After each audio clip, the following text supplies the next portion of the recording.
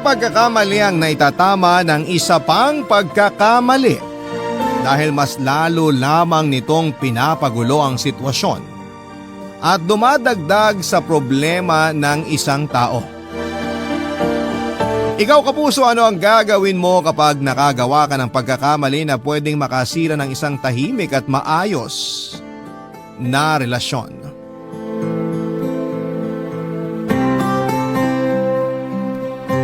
Dear Papa Dudut, hi po sa inyo at sa mga kabarangay natin na nakikinig ngayon. Itago nyo na lamang po ako sa pangalang Alexa, 32 years old at nakatira dito sa Pampanga. Sa totoo lang ay medyo kinakabahan ako habang ginagawa ko itong sulat dahil baka makilala ko ng mga kaibigan ko na masugid ding tagapakinig ng inyong programang Barangay Love Stories. Kaya naman sinadya ko pong baguhin ang ilang impormasyon dito sa sulat ko para maingatan na rin ang aking pribadong buhay. Papadudot, may 6 na taon na kaming kasal at nagsasama ng asawa kong si Arnold nang sa wakas ay magdalang tao na ako. Pareho kaming excited dahil ang tagal naming hinintay na mangyari yon. Sino ba namang mag-asawang hindi gugustuhin na magkaroon ng anak, hindi ba? Ang sabi ng doktor noon ay wala namang may diferensya sa amin ni Arnold. Perfect timing lang daw talaga ang kailangan para makabuo kami. At dumating na nga ang araw na yon na sobrang kinatawa talaga naming mag-asawa. Sa aming dalawa kasi ni Arnold ay ramdam ko na yung asawa ko ang mas excited nang magkaroon kami ng anak. Wala kasi siyang mga kapatid kaya naman ang gusto niya sana ay magkaroon kami ng maraming anak. Biniro niya pa nga ako na kapag nanganak na raw ako ay kaagad naming susundan ang susundan yon hanggang sa makabuo kami ng isang basketball team. Ganon karaming anak ang gusto ng asawa ko at ganon siya ka-excited sa magiging baby namin na ilang taon naming hinintay. Kaya lang isang pagsubok ang dumating sa aming buhay mag-asawa. Nakunan ako sa ika-6 na buwan ng pagbubuntis ko, Papa Dudut.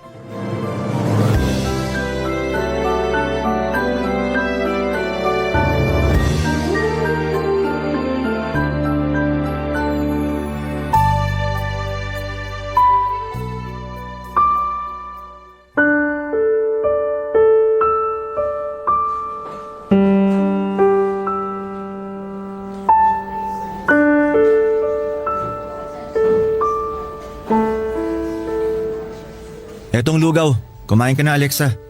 Salamat. Ang sabi ng doktor, pwede ka na raw makauwi bukas. Mabuti naman para hindi na lumaki pa ang babayaran nating bill dito sa ospital. O anong ibig mong sabihin yan? Na wala akong pera? Hindi naman sa ganun, Arnold. May pera trabaho ko Alexa. Kaya kong bayaran kahit magkano pang abuti ng bill na sinasabi mo dyan. Wala naman akong ibig sabihin sa sinabi ko. Para kasi pinaparating mo sa akin na wala akong kwentang asawa sa'yo eh.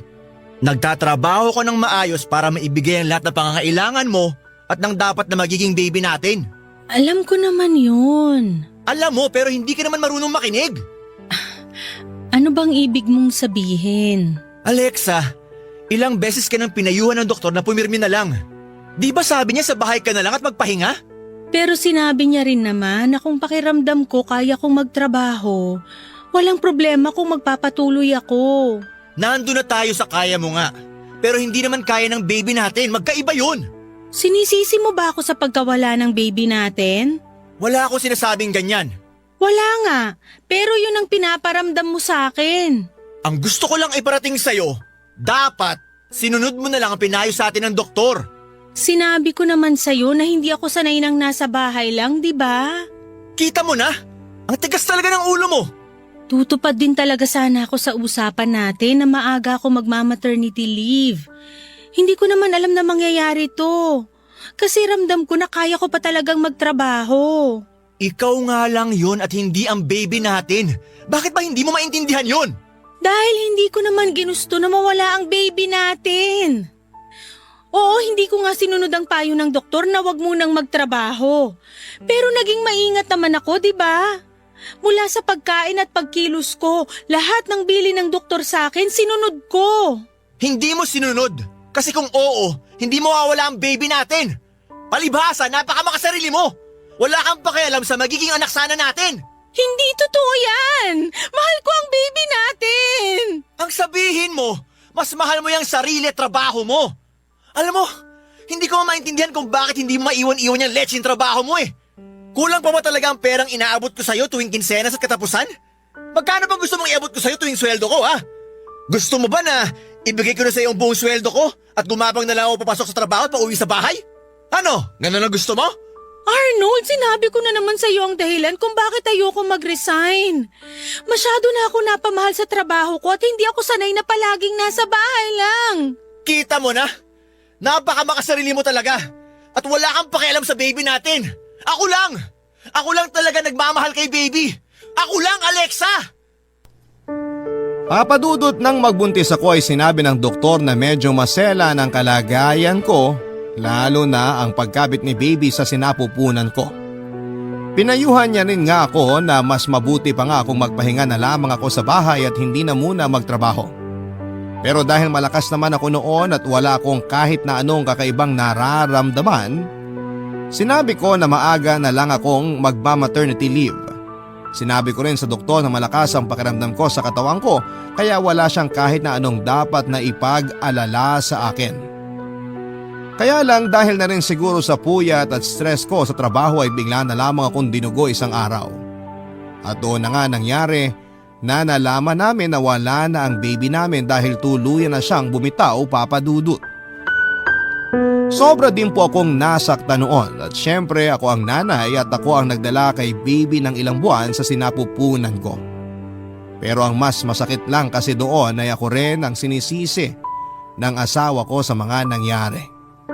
Siguro nga ay kasalanan ko talaga pero sa mga oras na yon ay kailangan ko rin naman ang karamay. Pero yon ang hindi pinaramdam sa akin ni Arnold. Dahil kahit na hindi niya diretsyong sinabi sa akin ay alam kong galit siya. At ako lang ang sinisisi niya sa pagkawala ng baby namin, Papa Dudut.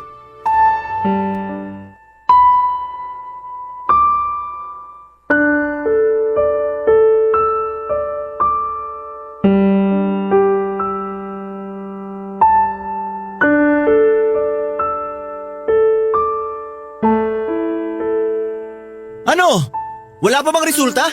Sandali lang, nilalagyan ko pa ng ihi ko tong pregnancy test kit. Bilisan mo na dyan. Tapos dito na lang natin hintayin ang resulta. Sige, saglit lang. Ay, sana talaga 2 guhit na lumabas dito. Sana mabuntis na ako. Alexa, ano ba? Ang tagal mo naman dyan. Eto na nga, lalabas na ako ng banyo.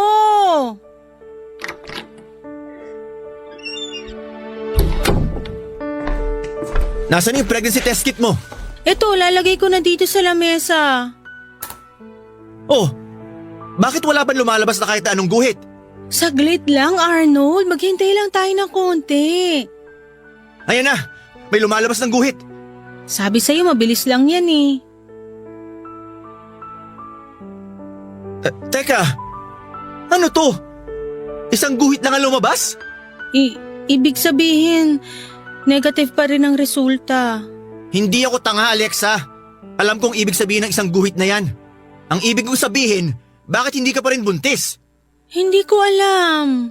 Paano hindi mo alam? May katawan mo yan. Alexa, 2 beses sa isang buwan ka mag-pregnancy test. Pero puro negative naman na lumalabas na resulta. Anong magagawa ko kung ayaw talagang mag-positive ng resulta?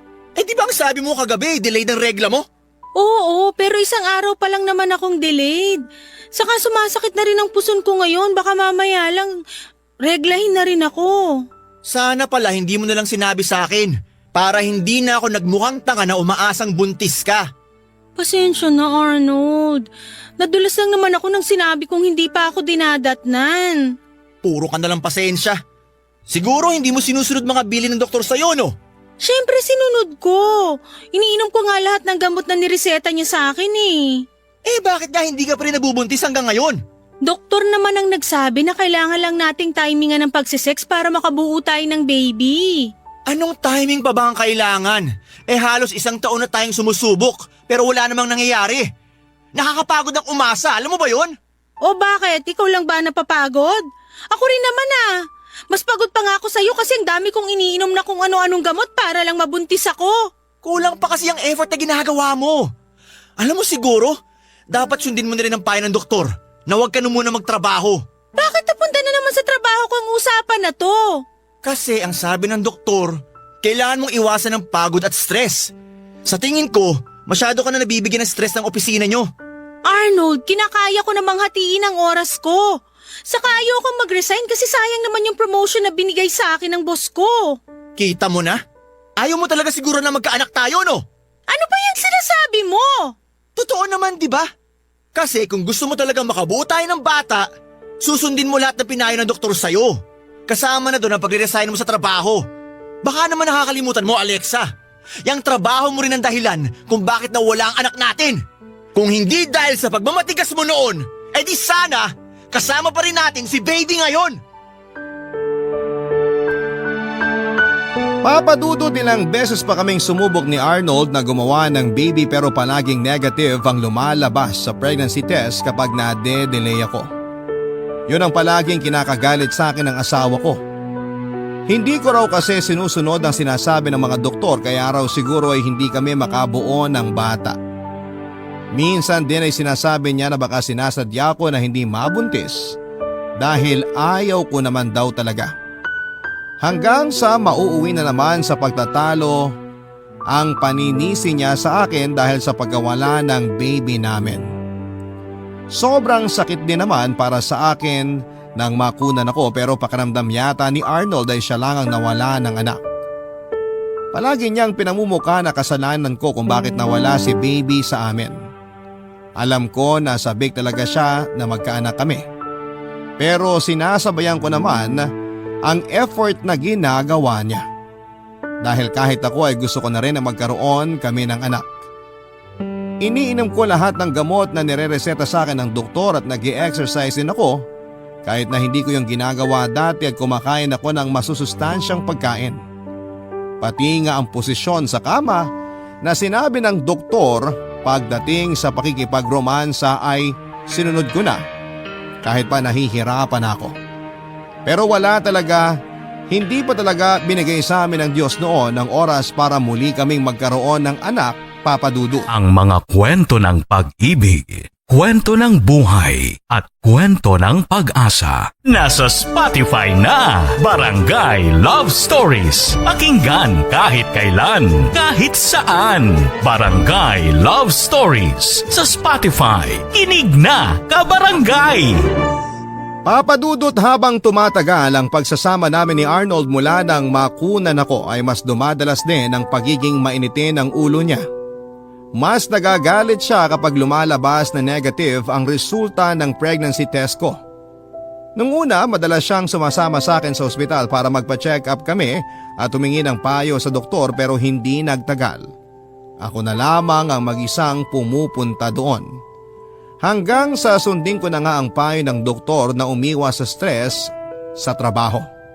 Kahit ayoko talagang mag-resign dahil kaka-promote ko lang din noon ay sinunod ko na lamang ang payo niya at ang gustong mangyari ni Arnold na iwanan ang trabaho ko. Papa Dudut, akala ko kahit paano ay magiging maayos na ang pagsasama namin ni Arnold dahil sa ginawa ko. Umasa po ako noon na babalik na ang dating ugali ng asawa ko na mabait, malambing at mapagmahal. Bumawi rin ako sa mga pag-aasikaso ko sa kanya. Palagi ko po siyang pinagluluto ng masasarap na pagkain at pinagbabaon ko pa nga siya para sa trabaho niya. Ako na nga rin ang madalas na nagyayaya sa kanya na may mangyari sa aming dalawa dahil gusto ko na rin talagang maibigay sa kanya ang anak na matagal na niyang gusto na magkaroon kami. At gusto ko na rin talagang maibalik ang dati naming masaya na pagsasama. Pero hindi pa rin po yun nangyari lalo na nang magsimulang malulong si Arnold sa alak. Doon na rin siya nagsimulang saktan ako ng pisikal. Uuwi siya ng lasing sa madaling araw Mainit ang ulo at kapag nagkasagutan kami dahil sa pagkalasing niya, masasampal na niya ako o kaya ay matatadyakan. Lahat yon ay tiniis ko pa rin, Papa Dudut. Dahil patuloy akong umaasa noon na babalik pa rin ang lalaking sobra kong minahal, Papa Dudut.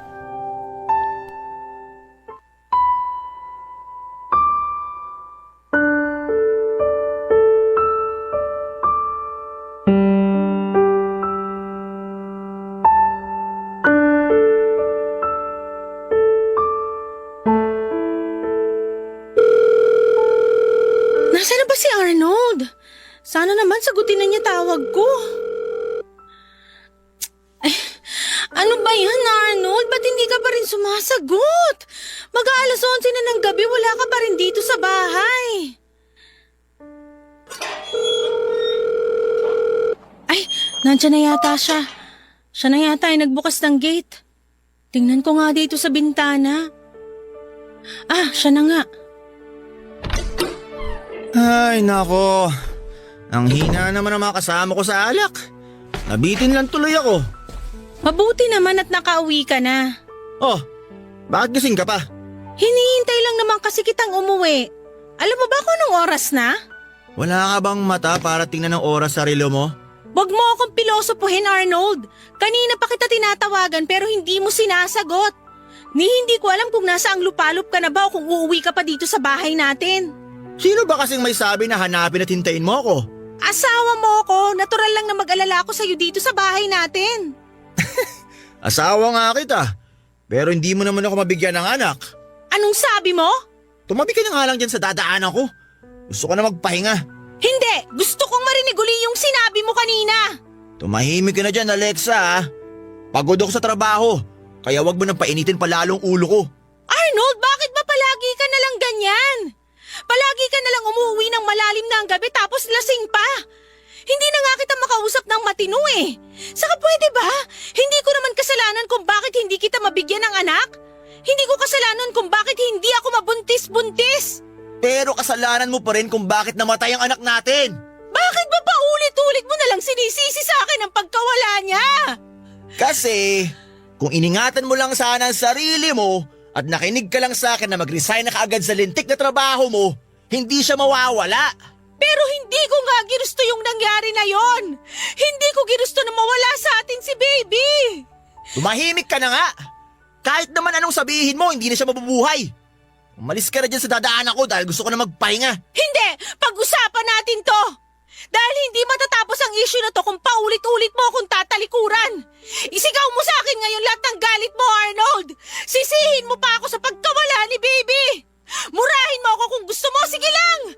Yun naman talaga ang gusto mong gawin, di ba? Isigaw mo na sa akin, saktan mo na uli ako nang matapos na to! Sabi ng tumahimik ka na, Alexei! Narinig din na ako sa'yo! Dada ka ng dada!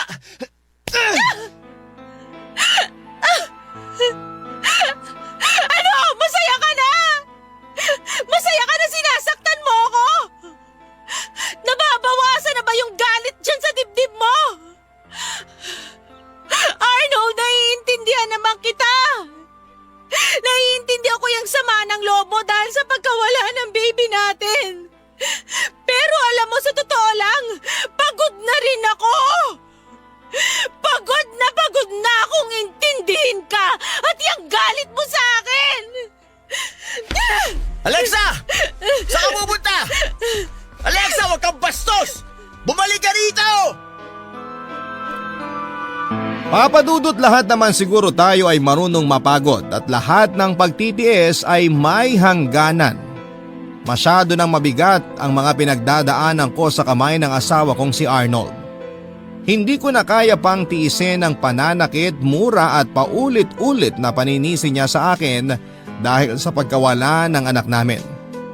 Pareho namang kaming nawalan. Pero bakit parang pinamumukha niya sa akin na siya lang ang nasasaktan noon? Lagi niyang pinaparamdam na para bang wala akong naging pagmamahal o pagmamalasakit sa anak namin na ipinagbuntis ko. Kung tutuusin ay ako nga ang dapat na mas masaktan dahil ako ang nagdala kay baby sa sinapupunan ko, pero hindi yon ang nakikita ni Arnold. Pinaparamdam niya sa akin na naging napakawalang kwenta kong nanay sa dapat na magiging anak namin. Bigla na lang tuloy akong nakaramdam ng pagod ng gabi na yon, Papa Dudut. Naramdaman ko na parang hindi ko na kayang tiisin pa ang ginagawa niya sa akin. Hindi ko na kaya pang paulit-ulit na lamang nasaktan ang asawa ko. At nang gabi na yon ay nag-decide na akong umalis ng bahay namin nang muli niya na naman akong saktan. Dala ko ang cellphone at wallet ko na nasa bulsa ko at kagad akong sumakay ng tricycle na nakaparada malapit lang sa amin. Dumiretso ako sa bahay ng pinsan at kumari kong si Kate. Kaya lang, wala naman siya doon sa bahay pero pinatuloy pa rin ako ng asawa niyang si Ryan, Papa Dudut.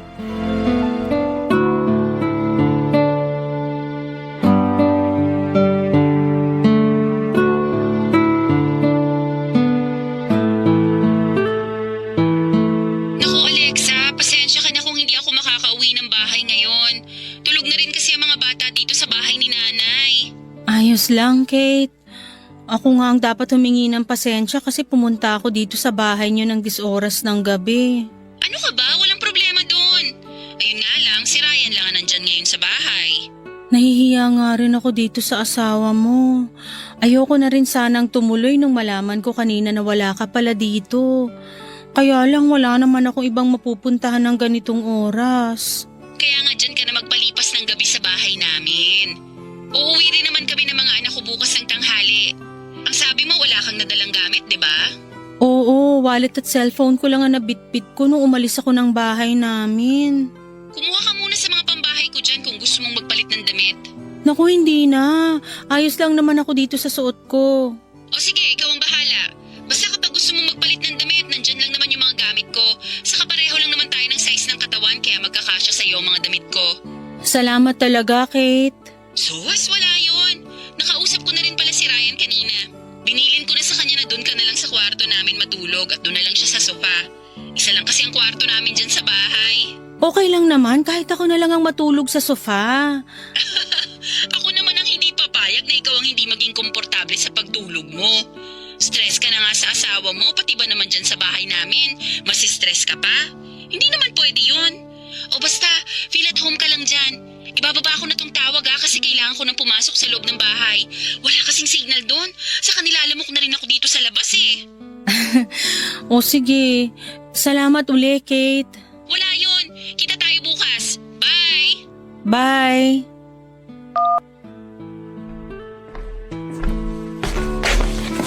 Alexa, kumain ka muna oh.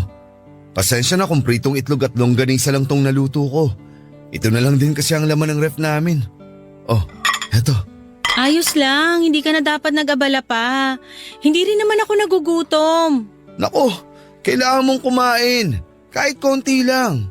Kung hindi, lagot ako sa misis ko kapag nireport ko to sa kanya na hindi mo ginalaw tong mga niluto ko. Sige na nga. Salamat, Ryan, ha. Saka pasensya ka na rin kasi naabala pa kita ng ganitong oras. Ayos lang. Wala rin naman akong pasok sa trabaho bukas. Kaya nga ito, umiinom ako ng alak mag-isa. Pampatulog lang. Ay, oo nga. Kumusta na pala yung pasasapisngi mo? Hindi na ba masyadong masakit? Hindi na masyado. Salamat sa ice bag na pinahiram mo kanina.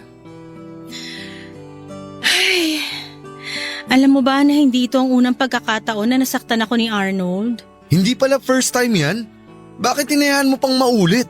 Dahil mahal na mahal ko ang asawa ko at ayoko na tuluyang masira ang pagsasama namin.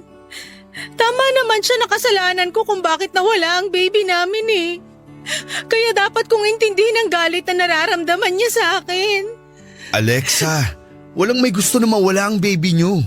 Kaya hindi mo yung kasalanan kasi hindi mo naman sinadya ang nangyari. Ay, ang mabuti pa, eto. Para saan tong bote ng alak? Uminom ka para kahit paano, marelax ka. Huwag kang mag-alala, hindi naman malakas ang tama ng alak na yan. Mag-isang bote ka lang para makapagpahinga ka rin kaagad mamaya. Papa Dudut, magkaklase kami ni Kate mula elementary hanggang high school at naging magka-schoolmate din noong college. Kaya naman naging malapit din kami sa isa't isa. Kahit paano rin ay kaklose ko na ang naging asawa niya na si Ryan dahil mabait naman ito sa akin. Kaya nga hindi ko na rin napigilan noon ang sarili ko na mapakwento sa kanya at maglabas ng sama ng loob sa sitwasyon ko. Umiyak na rin ako noon dahil walang ibang nakakaalam ng mga pinagdadaanan ko sa kamay ni Arnold kung hindi si Kate lamang. Naging magaan naman ang loob ko kahit papaano dahil sa pag-uusap namin na yon ni Ryan. Nang mga oras din na yon, Papa Dudut, ay sakto namang umiinom siya ng alak nang dumating ako sa bahay nila. Hindi ko na nga rin siya natanggihan pa nang alokin niya ako ng isang bote ng alak.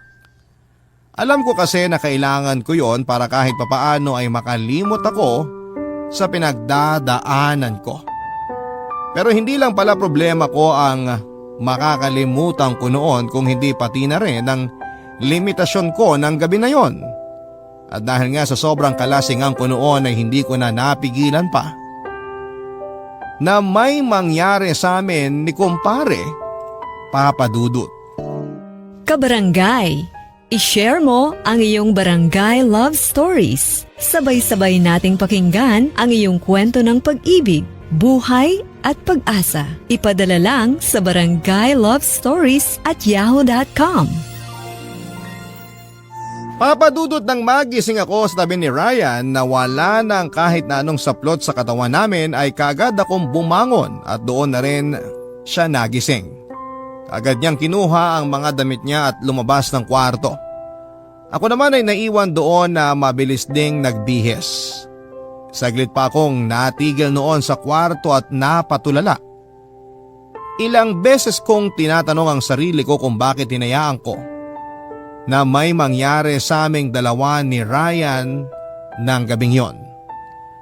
Bakit hindi ako nag-iwan ng kaunting katinuan sa isipan ko at sarili ko?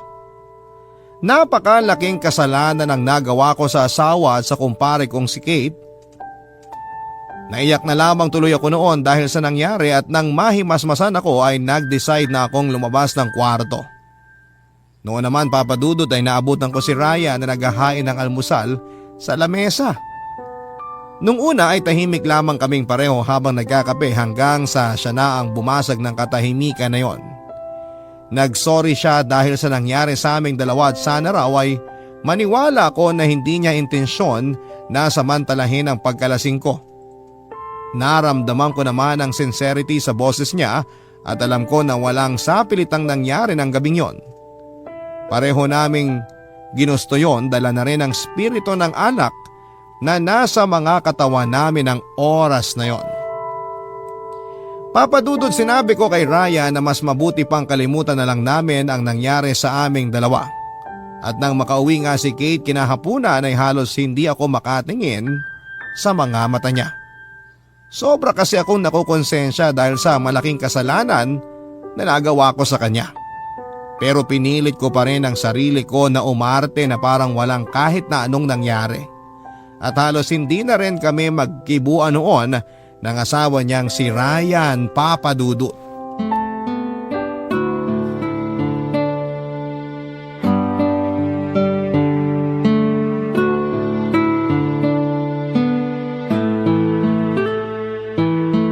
Naku, ano ba naman yung pasamo sa pisngi, Alexa? Ang laki! Hindi naman masyado. Saka pagaling na rin naman to. Anong hindi masyado ka dyan? Malaki kaya? Mukhang malakas ang pagkakasampal sa'yo ng hayop na Arnold na yun ah. Lasing lang siya kagabi kaya niya ako nasaktan. Huwag mo na siyang ipagtanggol. Sigurado naman ako na hindi yun ang unang pagkakataon na nasaktan ka niya. Bakit ba kasi tinitiis mo pang makasama siya sa iisang bahay? Alam mo naman ang sagot dyan, Kate. Ayokong tuluyan na masira ang pagsasama namin. Kaya okay lang sa'yo na gawin kang punching bag ng asawa mo, ganon. Hindi naman ganun kasama si Arnold kagaya ng iniisip mo. Sigurado ko na kaya siya nagkaganon kasi hindi niya pa rin matanggap ang pagkawala ng baby namin. Alexa, halos 1 taon na rin ang nakalipas mula nang makunan ka. Kahit hindi ko na-experience ang makunan o mawalan ng anak, alam ko naman na mali ang ginagawa niyang pananakit sa'yo. At mali ka rin na hinahayaan mo siyang saktan ka ng ganyan. Mahal ko si Arnold eh. Nandun na tayo sa mahal mong asawa mo. Pero wag mo naman sanang kalimutan na mahalin ang sarili mo. Excuse sa inyo. Pinagtimpta ko kayo ng kape saka eto. May biko rin akong dala na binili ko sa nagdala kong bata kanina. Ilalagay ko na dito sa lamesa ha. Oh, Ayan, salamat mahal. Kanina pa nga rin ako nagugutom eh. Alexa, eto ang kape mo. Tsaka ito, biko. Salamat, Ryan. Nga pala, mahal. Lalabas lang ako saglit. Nagyaya kasi si paring Oka na uminom kami sa bahay nila. O sige, basta umuwi ka kaagad. Saka huwag kang magpapakalasing masyado ha. Oo, mahal. Maiwan ko muna kayo. Sige, Alexa.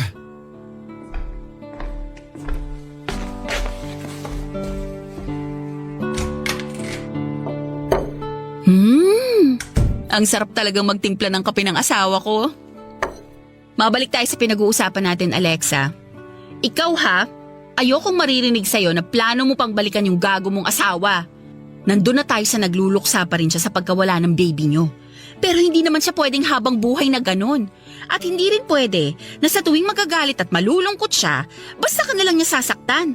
Alam mo kung tutuusin, pwede mo nga siyang idemanda dahil sa ilang beses na pananakit niya sa'yo. Sakto kasi may kakilala akong abogado na pwedeng tumulong sa'yo. Ano, gusto mo ba tawagan ko na siya? Oy! Alexa! Aha? Ayos ka lang ba? Oo naman. Ayos lang ako. Bakit parang bigla ka na lang natulala dyan? Ano bang iniisip mo? Oh, wala. Ayos lang talaga ako. Sigurado ka? Oo. May gusto ka bang sabihin sa akin? Wala! Ang ibig ko sabihin, alam mo naman na yung nangyari sa amin ni Arnold. Kaya ano pa bang dapat kong ikwento sa'yo? Wala naman. Nagtaka lang ako kasi parang bigla ka na lang natulala dyan. Kanina naman maayos tayong nag-uusap. May naaalala lang ako kaya siguro parang bigla na lang akong natahimik. Ay naku, kung ano man yung iniisip mo, sana hindi yan tungkol sa plano mong balikan yung gago mong asawa. Pag nagkataon ako, makakalbo na talaga kita kahit ninang ka pa ng panganay ko.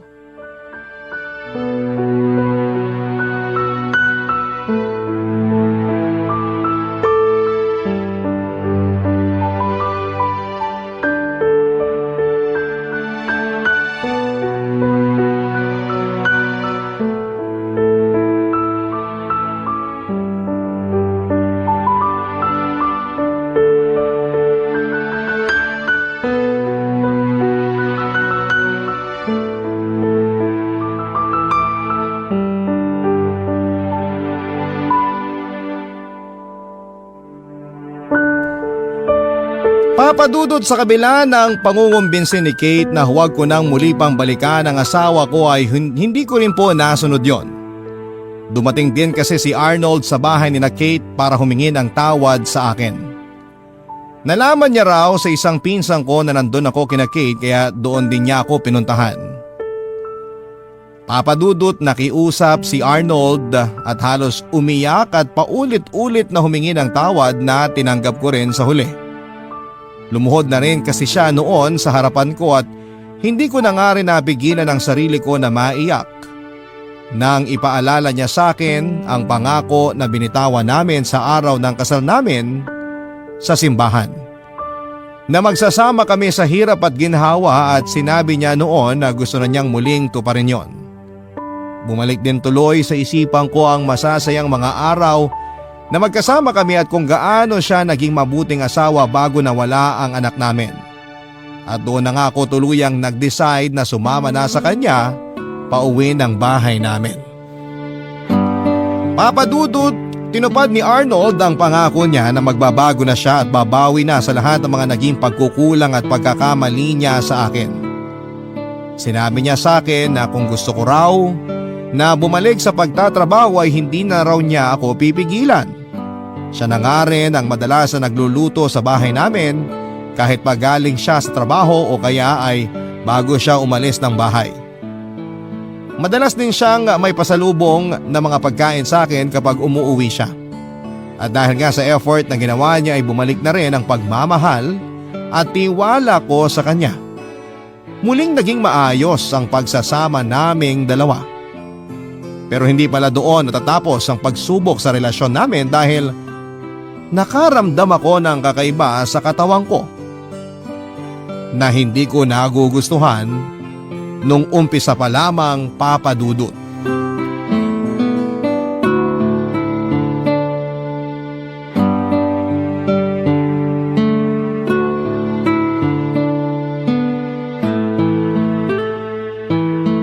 Kumusta ka naman dito sa bahay nyo? Ayos naman. Ayos naman na ayos lang talaga? O nagkukunwari na ayos lang? Maayos lang talaga, Kate. Sabi ko naman sa'yo, nagbago na ang asawa ko eh. Alam mo, parang hindi ko kayang paniwalaan yan. Kaya ba palagi mo akong pinupuntahan dito sa bahay namin? Bukod dito sa masarap na merienda na palagi mong hinahanda kapag bumibisita ako, isa rin talaga sa mga dahilan kung bakit nandito ako. Gusto kong makasigurado na hindi ka na sinasaktan ng gago mong asawa. Kate, wala ka nang dapat alalahanin sa akin. Mula nung bumalik ako dito sa bahay namin, hindi na talaga ako sinaktan ni Arnold. Never na rin niya akong nasigawan kahit isang beses. At siya pa ang mas madalas magluto kasi gusto niya raw talaga na makabawi sa akin. Naks naman, mukhang sineseryoso niya talaga ang pangako niya sa'yo ah. Pero wala pa rin ako masyadong tiwala sa asawa mo. Baka sa umpisa lang yung pagbawi ng pinapakita niya. Tapos sa mga susunod na araw, bumalik na naman siya sa pagiging walang hiya niya. Ikaw talaga, Kate. Ang hirap mong hingian ng sorry. Ganun talaga. Kapag nasaktan na ako, matagal bago ako magpatawad. Kaya nga takot lang ni Ryan na gumawa ng kasalanan sa akin. Uy, Alexa! Ayos ka lang? Sandali lang ha. Magbabanyo lang ako.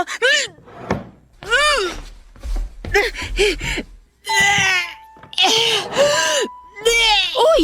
Sigurado ka bang okay ka lang? Ano bang nangyayari sa'yo?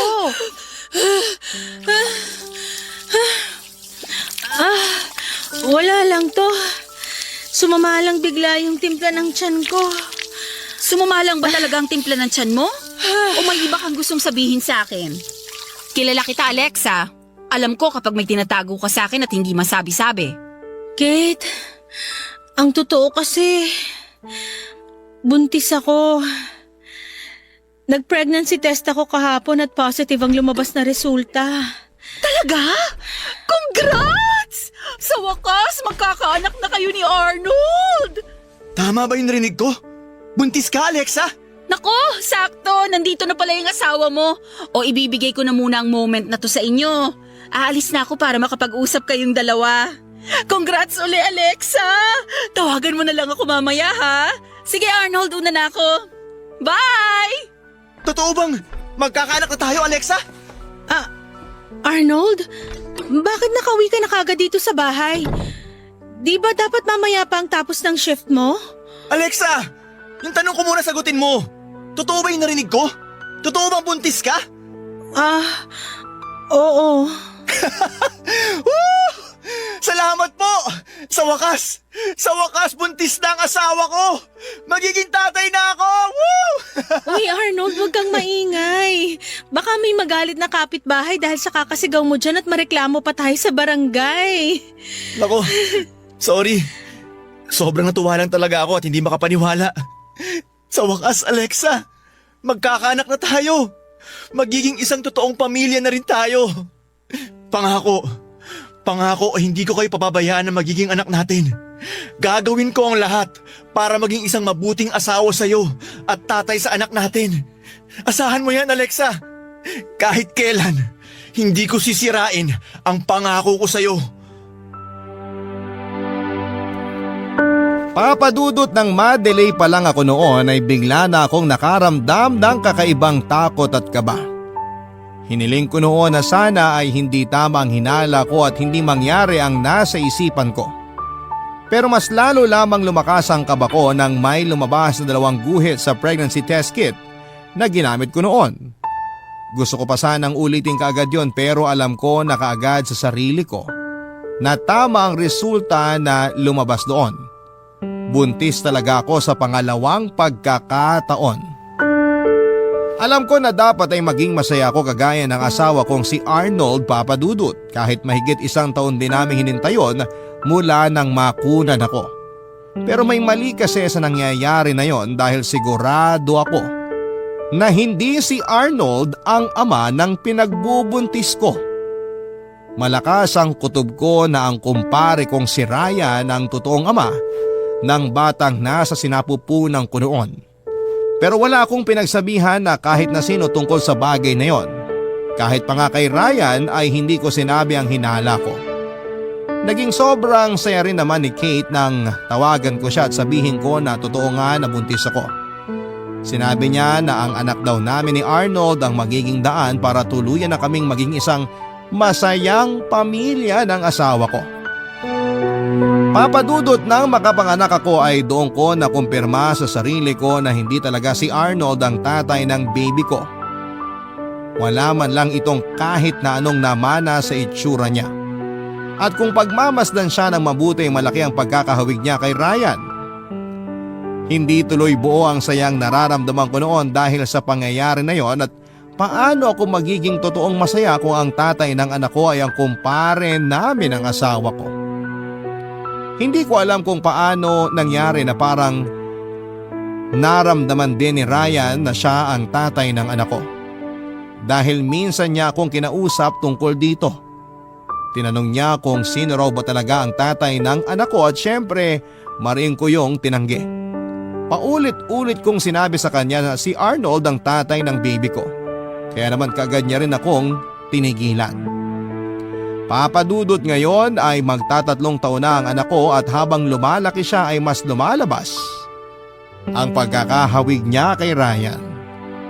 Nagiging dahilan din yon para lamunin ako ng takot at konsensya.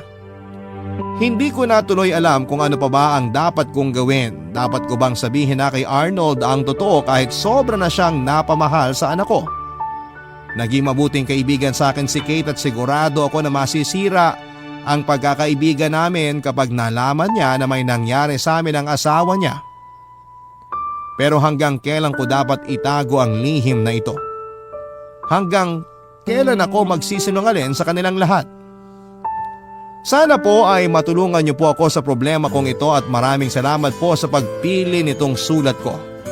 Ang inyong forever kapuso at kabarangay, Alexa. Barangay Love Stories.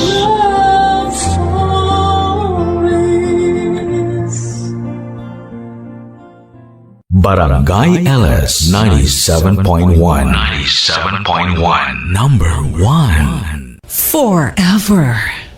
Ang mga kwento ng pag-ibig, kwento ng buhay at kwento ng pag-asa dito sa Barangay Love Stories.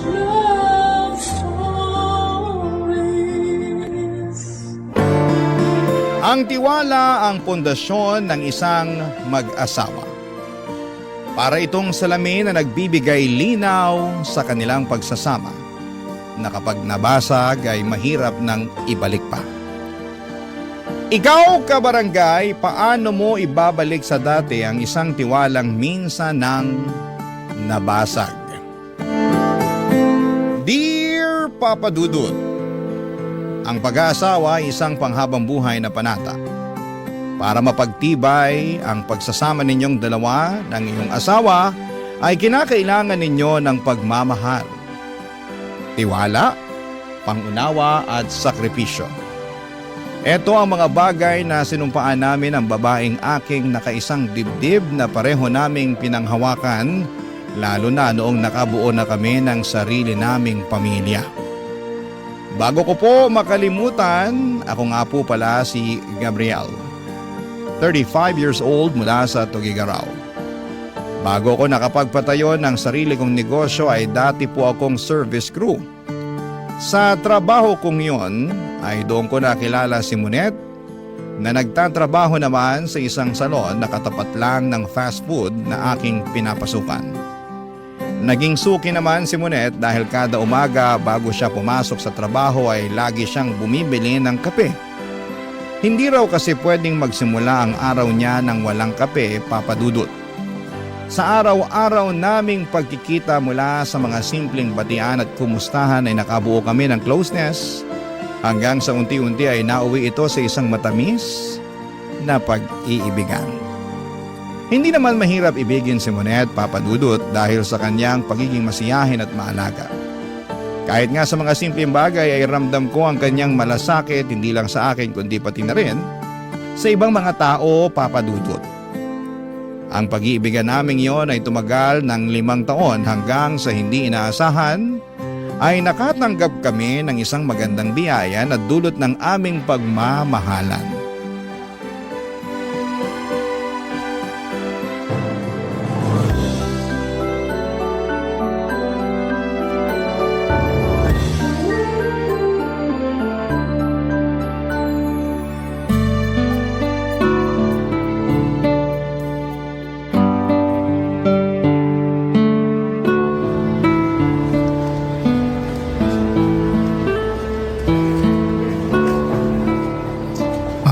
Atsara? Oo, yun nga.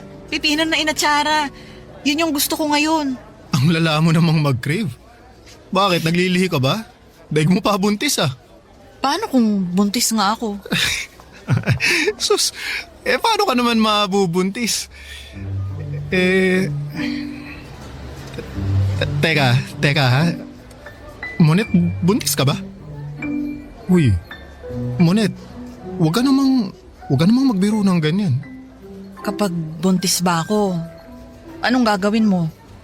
Katulad ka rin ba ng ibang lalaki dyan na duwag? Yung sweet sa una pero kapag nakadisgrasya, tinatakbuhan na yung responsibilidad nila? Siyempre hindi. Hindi ako ganun. Kahit mabuntis ka pa, hindi kita tatalikuran. Hindi kita iiwan kahit ano pang mangyari. Mabuti naman. Dapat lang. Pero hindi ka naman buntis, di ba? Buntis ako, Gabriel. Ha? Monet, hindi nga. Totoo ba?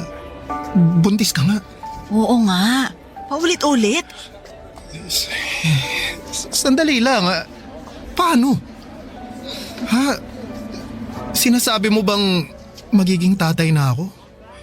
Magkakaanak na tayo? O sige, lakasan mo pa para marinig tayo ng mga tao, para pagchismisan nila tayo. Pagchismisan nila tayo, wala akong pake.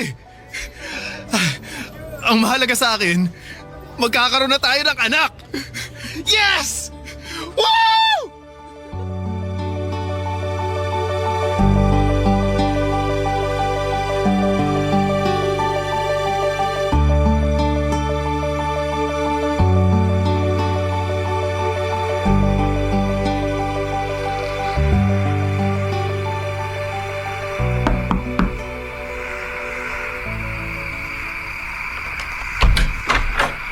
Gabriel! Magandang gabi, Monet. Talagang nagbihis ka talaga para sa gabing to, ha?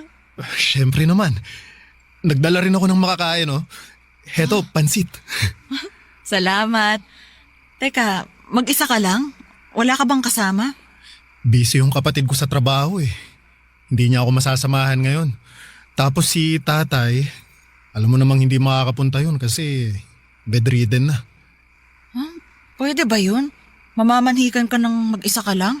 Wala naman sigurong masama, di ba? Ang mahalaga, nandito ako para ipakita sa mama mo kung gaano ako kaseryoso sa'yo. Naku, ewan ko sa'yo. Halika na, pumasok ka na. Kanina ka pa inaantay ni Mama. Sige. Ma, nandito na po si Gabriel. Magandang gabi po, Tita Imelda. Magandang gabi rin. Mag-isa ka lang? Opo nasa trabaho po yung kapatid ko. Gustuhin man niya, hindi na po niya ako masasamahan ngayon. Ganun ba? Siya sige, maupo ka muna. Salamat po. Maiwan ko na po muna kayo, ha. Ihahanda ko lang yung dalang pagkain ni Gabriel. Nasabi sa akin ni Monet kung bakit ka na pa rito. Sigurado ka na ba talaga riyan sa desisyon niyong dalawa? Opo, pakakasalan ko po ang anak niyo. Kung yun ay pahihintulutan niyo po ako. Sa totoo lang, nung una, hindi ako pabor sa pinaplano niyong dalawa. Wala kayong ipon at kung tutuusin, hindi pa kayo tuluyang nakatatayo sa mga sarili niyong mga paa. Pero ano pa nga bang magagawa ko? Buntis na si Monette at wala nang ibang direksyon na dapat patunguhan yung pagsasama niyo kundi sa simbahan na. Kung ganun, pumapahayag po kayo na ikasal na kaming dalawa? Katulad nga ng sinabi ko, wala naman akong magagawa. Buntis na si Monette. Pero sa isang kondisyon, Gabriel. Sige po, ano po yun? Wag na wag mong lolokohin ang anak ko. Alagaan at mahalin mo siya, katulad ng ginagawa namin sa kanya. Pangako po. Ano man ang mangyari, hindi ko po siya iiwan. Hindi ko siya lolokohin, kundi paglilingkuran ko siya hanggang sa tumanda kami. At dahil nga sa pagkakaroon namin ng sariling pamilya ay napagtanto ni Monette na hindi sapat ang pagiging service crew at hairstylist niya para maibigay namin ang lahat ng pangangailangan ng anak namin. Kaya naman ang ginawa nito ay naghanap siya ng ibang trabaho. Noong tumungtong sa 2 taon, ang anak namin ay naisipan niyang mag-apply sa BPO at mapalad naman siyang nakapasok bilang customer service representative. Papadudot, aminado ako na malaki ang naitulong ng bagong trabaho ni Monette sa buhay namin. Hindi man maganda sa pakiramdam na mas malaki ang kinikita ng asawa ko kumpara sa akin ay malaki pa rin ang pasasalamat ko na dahil sa kanya ay natutustusan namin ang lahat ng pangangailangan ng anak namin. Ang hindi lang magandang aspeto sa trabaho niyang yon ay nagkahiwalay kaming dalawa dahil nasa Maynila ang trabaho nito. Noong nakapag-ipon ay binigyan ako ni Monette ng puhunan para maipatayo ko na ang negosyo na matagal ko nang inaasam. Isang pansiteria. Mula sa pagiging fast food crew ay unti-unti kong natutunan ang mga patakaran sa pagpapatakbo ng negosyo. Mula sa pakikitungo sa mga supplier, pagbuo ng menu, hanggang sa pag-aasikaso ng mga customers. Magkalayo man kami ni Monette ay kinakailangan naming tiisin ang pagkamis namin sa isa't isa para sa kinabukasan ng anak namin, Papa Dudut. Noon ay mas sinubok ang tatag naming mag-asawa pagsabit ng taong 2020.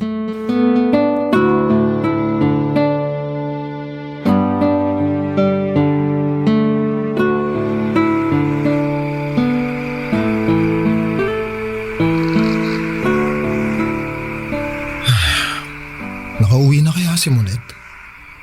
Matawagan nga ulit.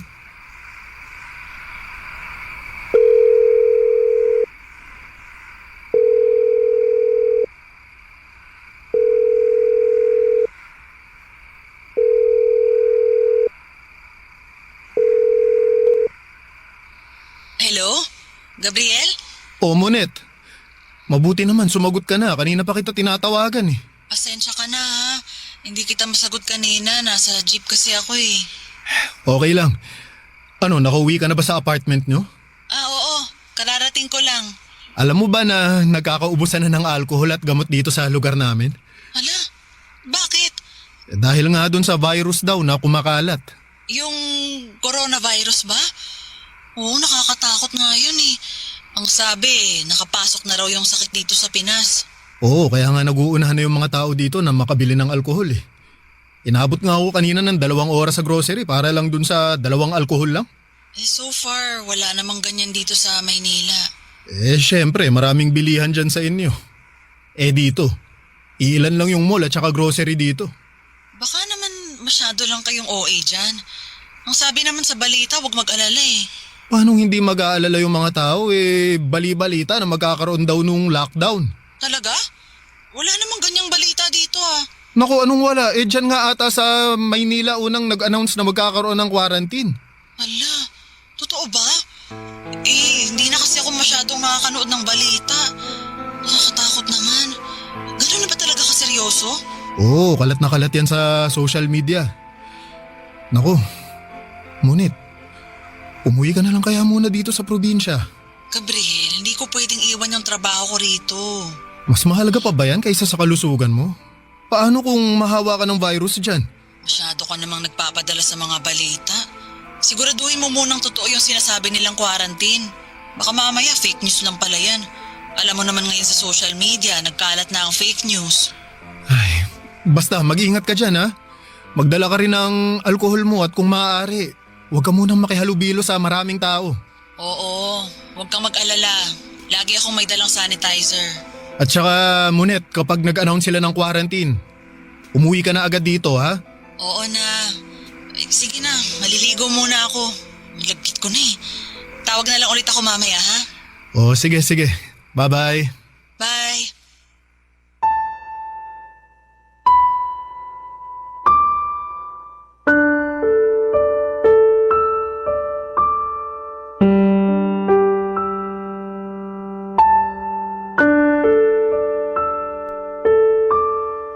At dahil nga sa lockdown ay napilitan akong isarado ang pansitirya ko, Papa Dudut. Ilang buwan na nakaasa lamang kami ng anak ko kay Munet. Linggo-linggo ay nagpapadala siya sa amin ng pang-grocery para may makain kami sa pang-araw-araw. Hanggang sa biglang umusbong ang online selling sa social media. Doon ko na naisipan na magpa-order ng pagkain online. Unti-unti ay nakahanap ako ng mapagkakakitaan. Nakakatakot mang lumabas noong mga panahong yon ay kinailangan kong makipagsapalaran sa labas para lamang ma-deliver ang mga pa-order kong pansit. Sa parehong pagkakataon, Papa Dudut, ay hindi nawala ang pag-aalala ko para kay Munet dahil noong mga panahong yon ay mag-isa lamang siya sa Maynila. May kasama naman siya noon sa tinitirhan niyang apartment pero bago pa man ang lockdown ay nakauwi agad ito sa kanilang probinsya kaya naiwang mag-isa doon si Munet. Nasa maayos man siyang kalagayan ay hindi ko maiwasang mabahala dahil walang mag-check sa kanya kapag may sakit siya o kung anuman. Kaya naman bilang asawa ay ginawa ko ang lahat para matiyak na nasa mabuting kalagayan sa pagdaan ng bawat araw ang asawa ko. Hindi natatapos ang araw nang hindi ko siya natatawagan para masigurado kung safe siya. Oras-oras ay kinukumusta ko siya kahit na nakukulitan na siya sa akin. Mapanatag lamang ang kalooban ko. Pero sa sobrang pag-aalala para sa kalagayan ng asawa ko ay hindi ko inaasahan na ako palang malalagay sa kapahamakan, Papa Dudut. Barangay Love Stories. Barangay Love Stories. Naging mahirap ang buhay namin noong pandemic, Papa Dudut. Mahigit 1 taon ding iisa lamang ang naging routine ko.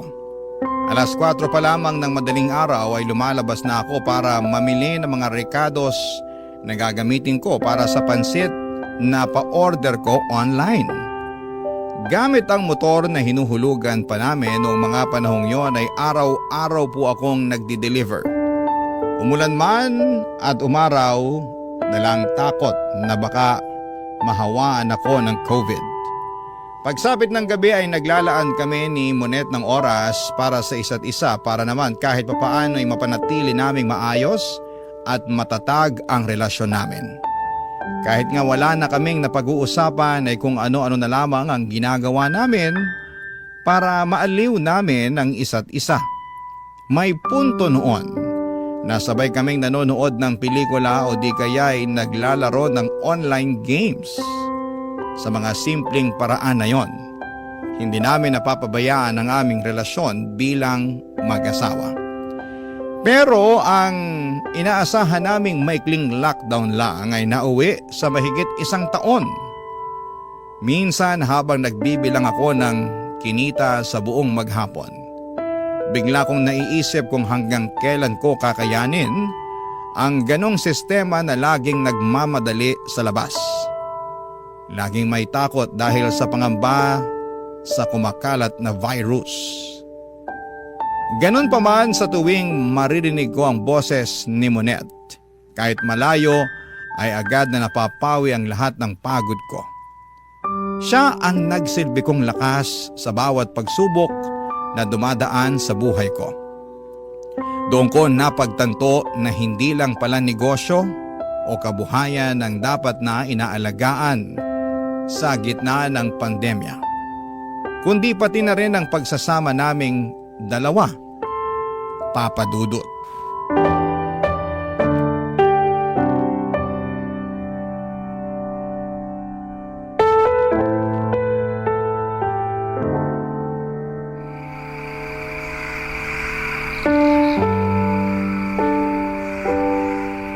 Mabuti na lang, pinayagan kayong mag-work from home no? Oo nga eh. Walang choice yung company namin kasi bawal lumabas. Kaysa tumigil sa operation, dinala na lang nila yung trabaho sa bahay. Pero at least, kumikita pa rin. Ako, yung pansiteria ko, inaagyaw na dun. Pero sabi mo, kumukuha ka ng orders online, di ba? Oo, may mga mangilan-ngilan namang umu-order sa akin. Pero syempre, hindi na katulad ng dati yung kinikita ko kasi kailangan ko pang mag-deliver. Ang mahal ng gas. Bakit kasi hindi ka maningil ng delivery fee? Yung free delivery na nga lang yung dahilan kung bakit may mga customer pa ako Maniningil pa. O siya, basta mag-ingat lang kayo dyan ha? Bakit pa rin ang pakyat yung kaso ng COVID ngayon nakakatakot. Oo, nag-iingat naman ako. Ang problema ko, itong anak natin ngayon, sinisipon. Si Angel? Pinaiinom mo ba siya ng gamot? Oo, may gamot siya rito. Kung ipa-antigen mo kaya, baka mamaya COVID na yan. Hindi naman siguro, hindi siya lumalabas ng bahay Paano siya magkaka-COVID? Ikaw lumalabas ka ng bahay. Hindi mo lang alam, baka carrier ka na pala ng virus tapos nakuha ng anak mo. Wala naman akong sipon. Kahit na. May tinatawag tayong asymptomatic. Yung may virus pero walang sintomas. Sige. Sige, ipapa-antigen test ko siya bukas para masigurado. Sige. Pati ikaw na rin ha?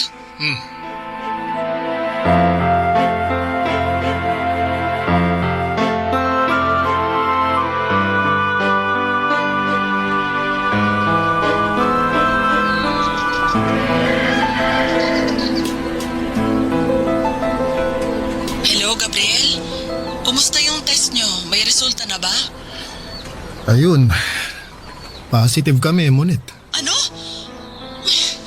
Yun na nga ba yung sinasabi ko Nasaan na kayo ngayon? Naka-quarantine ba kayo? Nasa bahay na kami ngayon. Pinauwi kayo? Hindi nyo ba kailangan mag-quarantine? Mild lang naman daw yung sintomas namin kaya pinayagan nila kaming mag-quarantine dito sa bahay. Total, kaming dalawa lang naman ni Angel ang nakatira dito. Punuan na rin kasi yung mga quarantine facility kaya pinagbigyan na lang nila kaming umuwi. Kumusta na si Angel? Ayun, may sinat pa tapos inuubo pero may gamot silang ibinigay sa amin. Ang sabi, uminom daw kami ng vitamins para mas lumakas yung resistensya namin. Ganun ba? Ikaw, kumusta ka? Eto, okay naman ako. Maliban sa walang panlasa ngayon, malakas naman ako. Awa ng Diyos, wala naman akong lagnat o kung ano man. Bakit kasi hindi kayo nag-ingat dyan Nag-aalala tuloy ako para sa inyong dalawa. Huwag kang mag-alala. Ako nang bahala dito. Hindi ko papabayaan tong anak natin. Ang problema ko ngayon, yung negosyo.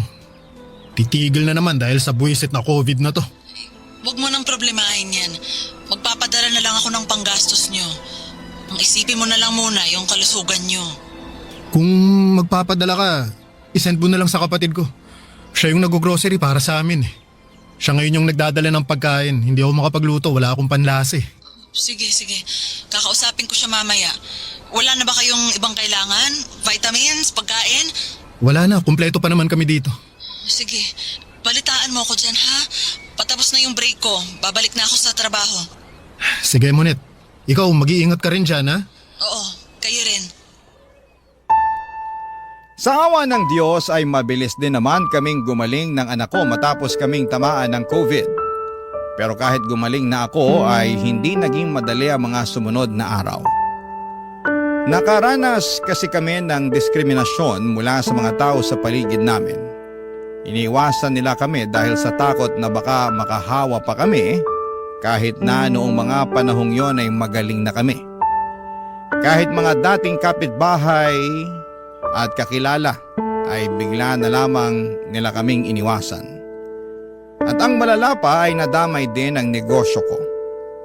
Papadudod simula nang kumalat ang balitang nagka-COVID ako ay nawala na ako ng customer na gustong mag-order sa akin ng pansit. Wala kaming magawa noon kundi ang magkulong na lamang sa bahay at umasa na lamang muli sa mga padala ni Monet. Hindi rin naman po nagtagal ang pagtitiis namin dahil makalipas ang ilang pang buwan ay tuluyan ng na-lift ang lockdown sa lugar namin.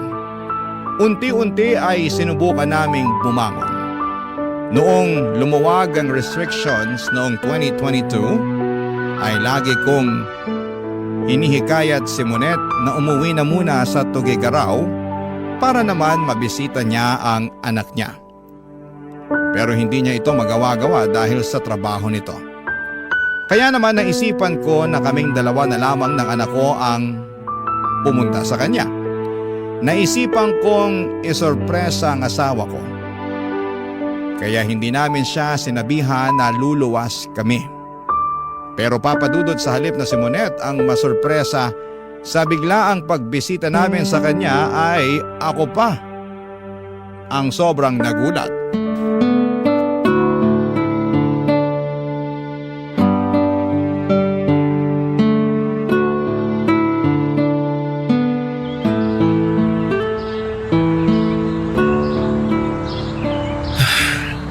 Ito na yata yung apartment ng mama mo. Angel, pagkabukas ng pinto, sigaw ka ng surprise ha? Opo, Papa.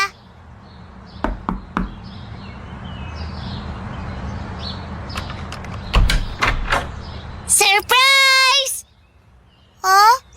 Hindi naman po yan si Mama eh. Anong kailangan nila? Nako. Sorry na mali lang yata ako ng kinatok. Pasensya na, akala ko ito yung apartment ni Monet eh.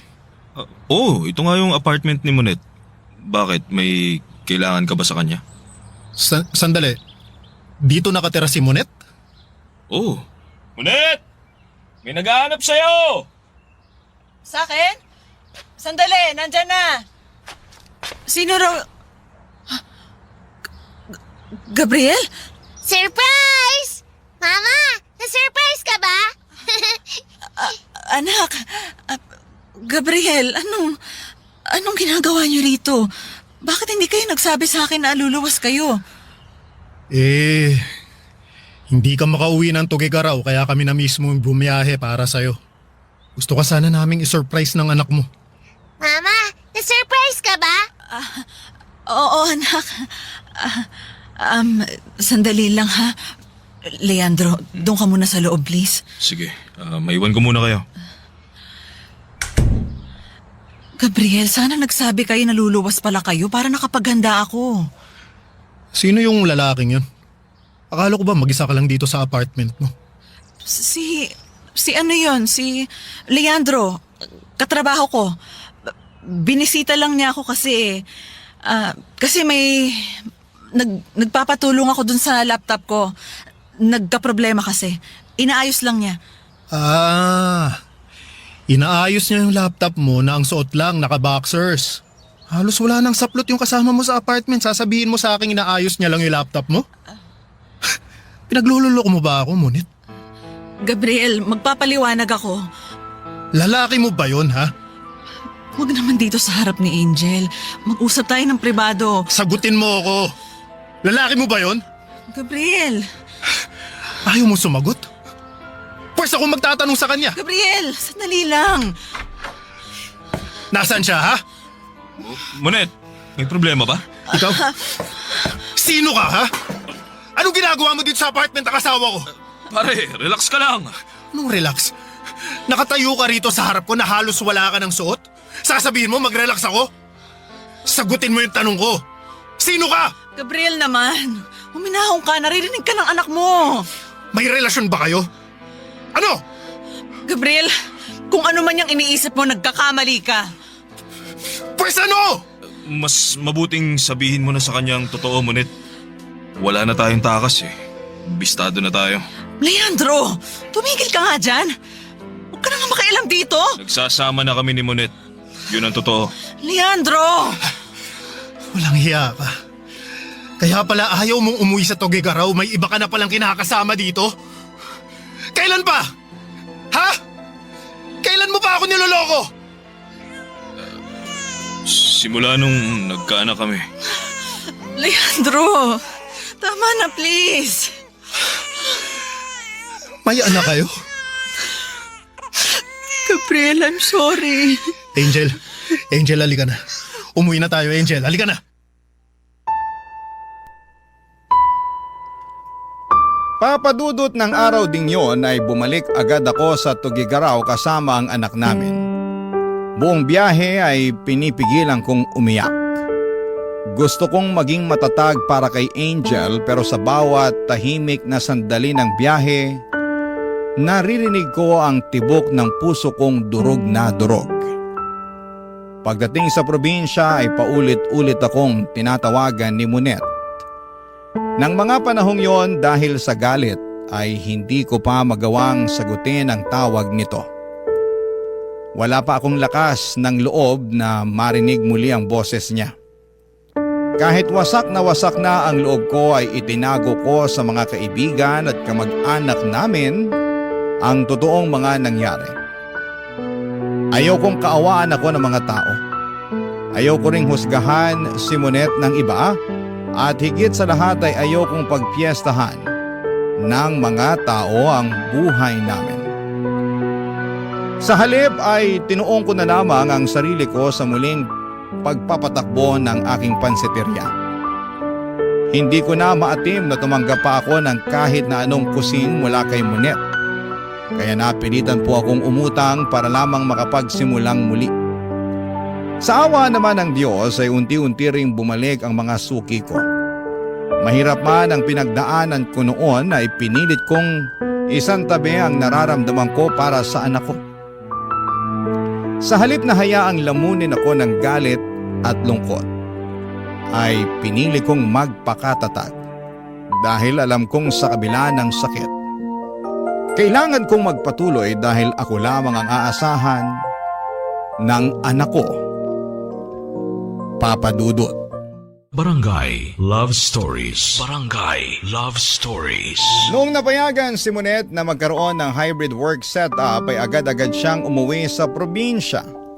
Ang sabi niya ay gusto niya makipag-usap sa akin at ayusin ang lahat. Ngunit pagdating niya ay naging malamig na ako sa kanya, Papa Dudut. Hindi ko siya kinibo at hindi ko siya kinausap. Sa totoo lang ay hindi ko pa rin lubos maisip kung paano ko siya mapapatawad sa ginawa niya sa akin. Araw-araw kaming nasa isang bubong noon pero parang magkaibang mundo ang kinakaroon na namin. Kung dati puno ng tawanan at kwentuhan ang bahay, noong panahon na yon ay puro katahimikan ang bumabalot sa pagitan namin. Ramdam ng bawat isa ang bigat ng hangin. At sa tuwing sinusubukan niyang lumapit ay ako naman ang lumalayo, Papa Dudut. At dahil nga sa sama ng loob ay unti-unti akong natutong uminom. Sa umpisa ay isang baso lamang para pampatulog.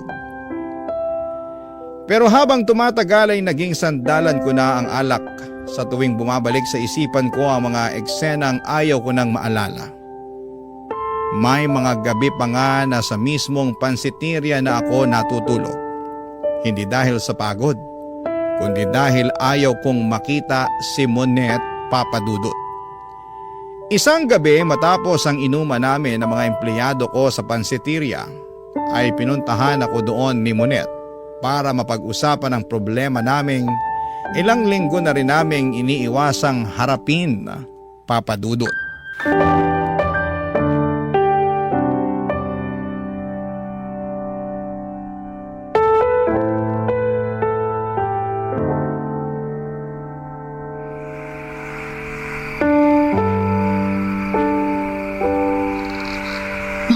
Tayo magiging ganito. Ano, habang buhay mo na lang akong hindi papansinin? Anong gusto mong gawin ko? Magkunwari na walang nangyari? Gusto mo tanggapin kita ulit sa buhay ko na parang wala kang ginawang kasalanan? Bigyan mo naman ako ng pangalawang pagkakataon. Pagkakataon? Sige, bibigyan kita ng pagkakataon para magpaliwanag. Ikwento mo sa akin lahat, baka sakaling masagot mo yung bumabagabag sa isip ko kung bakit, Monet. Bakit mo nagawa sa akin yun? Please, kalimutan na natin yung nangyari. Magsimula na lang ulit tayo. Nandito na ako. Magsimula na lang ulit tayo, please. Anong kalimutan? Sa tingin mo ganun lang kadali yun? Gusto mo ako makausap? Sige, mag-uusap tayo. Paano kayo nagkakilala nung lalaking yun? Gabriel naman. Gusto mo makipag-usap, di ba? Simulan natin sa simula. Paano kayo nagkakilala? Tenant din siya sa apartment building na inuupahan ko. Nagkaroon kami ng ugnayan nung pandemic. Tapos ano? Nadisgrasya ka niya? gusto ko namang ipaalam sa'yo yung nangyari. Maniwala ka. Pero hindi ko alam kung paano ko sasabihin sa'yo yung totoo. Natakot ako. Alam mo, sa lahat ng tao, hindi ko inaasahan to mula sa'yo, Monet. Mag-isa lang ako noon. Wala akong kasama. Wala akong makausap. Si Leandro lang yung tanging katuwang ko noong mga panahong yon. Kaya ka nagpabuntis. Hindi ko ginusto yung nangyari. Hindi ginusto? Magkasama kayo sa iisang apartment. Sabay kayong nagpapalaki ng batang binuon yung dalawa. Tapos hindi mo yun ginusto? Naipit lang ako sa sitwasyon. Talaga lang ha? Alam mo, ito yung hindi ko maintindihan eh. Paano mo nasisikmurang makipag-video call sa akin gabi-gabi habang may kasama kang ibang lalaki? Paano mo nagagawang mag-I love you sa akin habang harap-harapan mo pala akong niloloko? Gabriel, mahal kita. Alam mo yan. Kung ganun, bakit mo ako niloko? Ha? Bakit, Monet? Anong pagkukulang ko? Anong nagawa kong mali, ha? Bakit mo ko kailangan lokohin ng ganito? Gabriel, walang mali sa'yo. Wala kang pagkukulang. Sadyang malandi ka lang. Gabriel! Alam mo kung anong masakit? Ha? Niloko mo na nga ako. Nagpabuntis ka pa. Anong sasabihin natin ngayon kay Angel? Paano natin ipapaliwanag sa bata na yung nanay niya nabuntis ng ibang tao kaya ngayon may kapatid na siya sa labas? Sabihin mo, Monet, ha? Sabihin mo sa akin kung paano. May intindihan naman siguro niya kapag lumaki na siya. Hindi, Monet. Hindi niya kailangang intindihin yun. Hindi dapat iniintindi yung bagay na ginawa mo eh. Bakit ka namin kailangang intindihin? Nagtaksil ka, yun ang nangyari, tapos! Ano bang kailangan kong gawin para mapatawad mo na ako? Gagawin ko lahat. Talaga? Kaya mong iwan yung lalaking yun? Kaya mong talikuran yung anak mo sa kanya? Kaya mo bang itapon yung buhay na binuo mo sa Maynila? Oo, kaya ko. Gagawin ko lahat ng yon, mapatawad mo lang ako. Basta bumalik lang tayo sa dati. Sige, Monet. Gawin mo.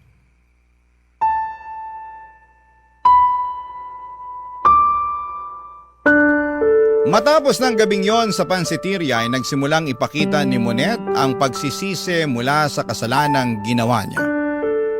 Bumawi siya sa amin at pinatunayan niya na sincero siya sa paghingi ng tawad. Nag-resign na siya sa trabaho at tinalikuran niya ang mga kaibigan at bagong pamilya na binuo niya para lamang patunayang nagsisisi na siya sa mga nagawa niyang kasalanan noon. At katulad nga ng napag-usapan namin ay binigyan ko si Monet ng pangalawang pagkakataon. Sinubukan kong ibalik ang lahat ng tiwala, ang respeto at pagmamahal. Pero papadudot. Kahit na anong gawin ko ay hindi ko magawang tignan si Monet sa parehong paraan. Tuwing magkatabi kami sa kama ay paulit-ulit na pumapasok sa isipan ko ang lalaking kinakasama nito sa Maynila. Kung papaanong kada gabing magkausap kami sa cellphone, wala akong kamalay-malay na may ibang lalaki na pala siyang katabing matulog. Kasabay kumain at kasama sa pang-araw-araw. Kahit na anong pilit kong patawarin siya ay hindi ko magawa. Para bang may pader na namamagitan sa amin na hindi ko mabuwag pa. At kahit magkasama na kami sa isang bubong ay ramdam ni Monet ang lamig ng pakikitungo ko sa kanya, Papa Dudut. Hindi ko man sabihin, alam niyang nagbago na ako.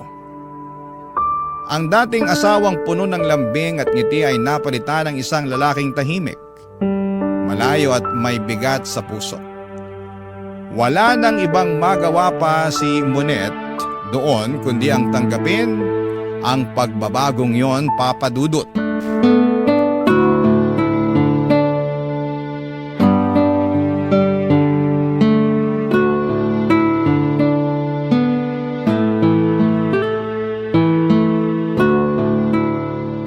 Sandali, mag-usap nga tayo. Gabriel, Ano? Pagod ako sa trabaho, Monet. ilang buwan na tayong ganito. Hanggang kailan mo ba itatanim dyan sa puso mo yung galit na nararamdaman mo? Anong magagawa ko kung hindi pa kaya ng puso kung tanggapin ka?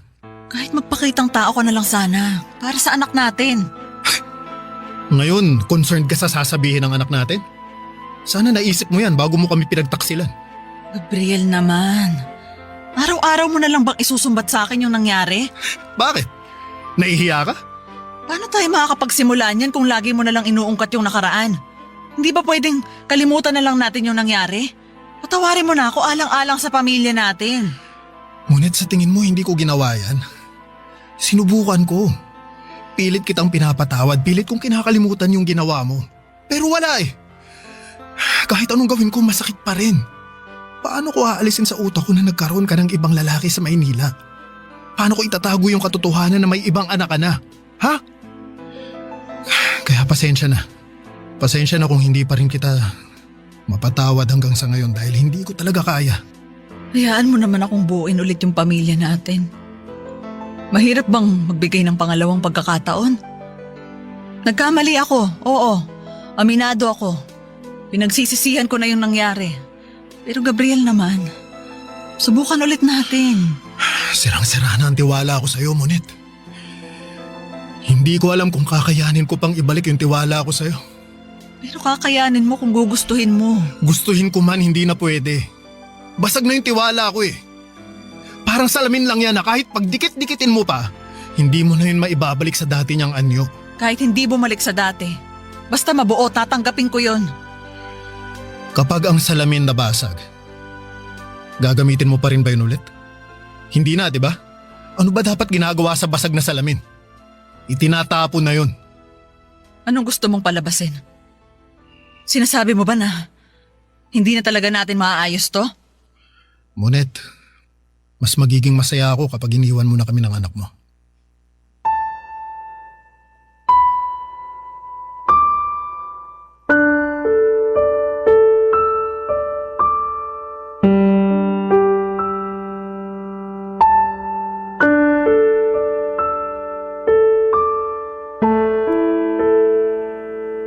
Papadudot mabilis na kumalat sa lugar namin ang nangyaring hiwalayan sa pagitan namin ni Monet.